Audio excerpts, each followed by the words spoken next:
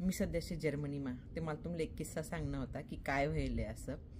ते तुमल्या त्या आठे पोलीस गाडी जाताना दिखाय नाही बरोबर. ते व्हायला असं होतं की चला बॉ जेवणानंतर थोडं फिरी येतं असं. ते दोन माणसेच ना बोलांना आवाजी राहता. रविवार नदीन आठे कोणीच आवाज करत नाही, एकदम बागी बागी बोलतस. आणि त्या लोक थोडा जोर खेळून बोल राहतात. आपल्या जसं आपण अंगालमा बशीस नाही गप्पा मारतस ना तसा.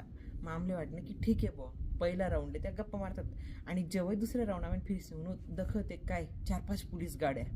मग आमले वाटणं की चला बॉ जाऊ पुढे असं. पुढे होऊन ते एक माणूसले त्या कोपरा मालिसनी प्रश्न विचारतात की काय होई घे बॉ असं. मग तो सांगतात की तिसऱ्यांदा व्हायले बॉ असं. इथलं मला समजणं फक्त, पण आम्ही निघत ठेंग.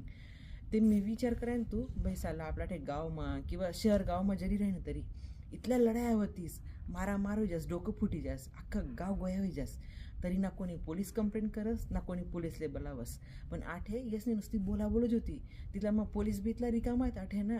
लगे 2 मिनिटामा इथल्या गाड्या घेत. आता काही दिनपूर्वी मी आठे ना ATM ना व्हिडिओ टाकला होता की आठे ना ज्या ATM राहतस त्या रस्त्यावर राहतच बॉ, त्यासले काही रूम बिम राहत नाही.